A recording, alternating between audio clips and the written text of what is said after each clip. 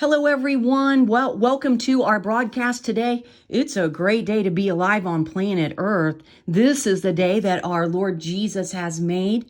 He made it all, and He wants our full attention now. Does He have it?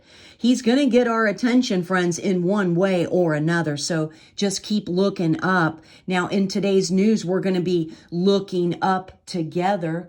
First, we have this stunning meteor. It's spotted over the skies of the UK. This was on Monday in Lincolnshire and Yorkshire. Look at these images. Now, this fireball passed over just at 5 p.m. on Monday. And friends, there's going to be a whole lot more of these meteors coming in the future, and fearful ones. And we're going to try to stay on top of these going forward. Well, heads up again. Here's an out-of-control satellite. It's hurling towards the Earth nearly 3 decades after it was first launched by the European Space Agency. It is called the ERS-2 satellite, which served as an observation platform, and it's expected to enter the Earth's atmosphere at some point today. And it is the size of a school bus, they say. So Dr. Leroy Chow, he is a retired NASA astronaut. He says that this satellite was up there monitoring the sun and the particles that it was emitting during what is called a solar max. And it did successfully complete its mission. That was 13 years ago, and it used up all of its propellant, and then it dropped down to a lower orbit where it will be captured, where it has been captured by the Earth's atmosphere, and then it will break apart. And most of its pieces will burn up, although a few small pieces could survive, he said, and then enter into the Earth's atmosphere. The European Space Agency says that the risk for it to hit someone, I can't believe this, they're about 1 in 1.5 billion. Who calculates that? None of the elements that might re-enter the atmosphere are radioactive or toxic, they say. Well, I wonder if there's any type of diseases that might be attached to it from floating around up there in outer space.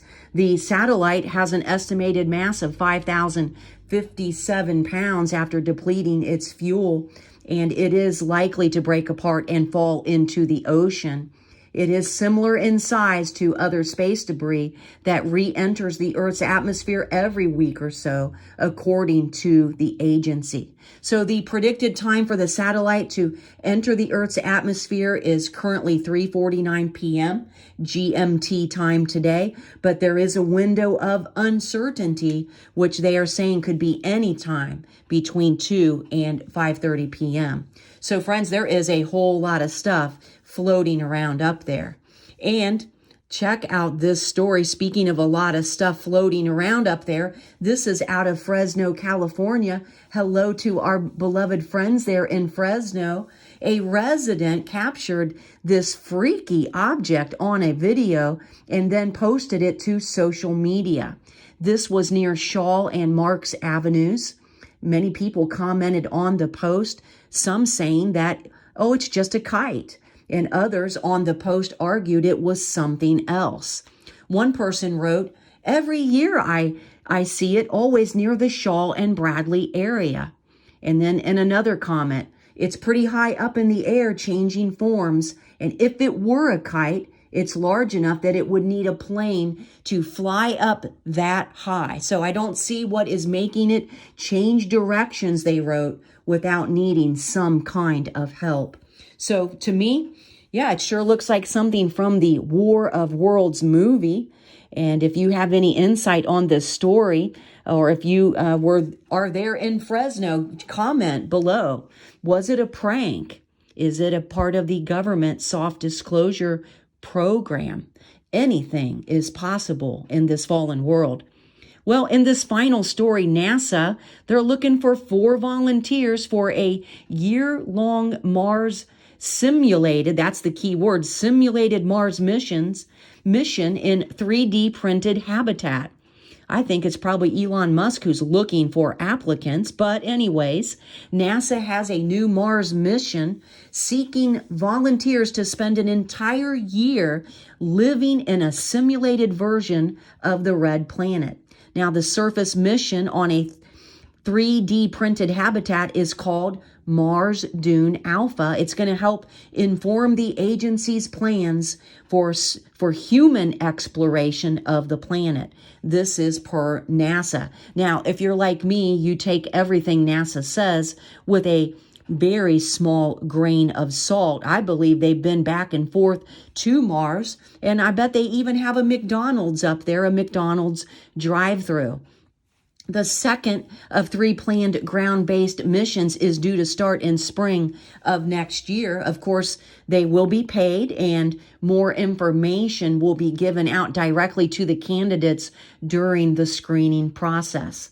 Now, if you're interested in something like this, to qualify, you must be healthy, a non-smoking U.S. citizen, or a permanent resident between the ages of 30 to 55 years of age and proficient in English. You'll also be required to live and work inside a 1,700 square foot 3D printed habitat based at NASA's Johnson Space Center. That's in Houston, Texas. The habitat simulates the challenges of a mission to Mars. Crew's tasks include simulated spacewalks, robotic operations, habitat maintenance exercise, and crop growth. And applications for this mission close on April 2nd. So for all those kids who have been going to summer space camp over the years, this could be a dream come true for them. Me personally, I believe it's a part of the alien agenda, the beast agenda, and there's no reason to want to leave the earth that God created for us. When God created the earth, he said when he made it, it was good. That means it was perfect. Of course, sin has entered into the equation, but the earth was all that we have ever needed. And God never intended for us to seek to go to other planets. But I still felt compelled to cover this story because it's always good to understand what the agenda of the beast is so we can band together and pray against it. Well, friends, thanks for joining us today on today's news. It was a short broadcast. We have 257 days till the next presidential election, and I hope that you are covering this nation and its people in your prayers. All right, friends, we'll talk to you again real soon. God bless you. Have a wonderful day.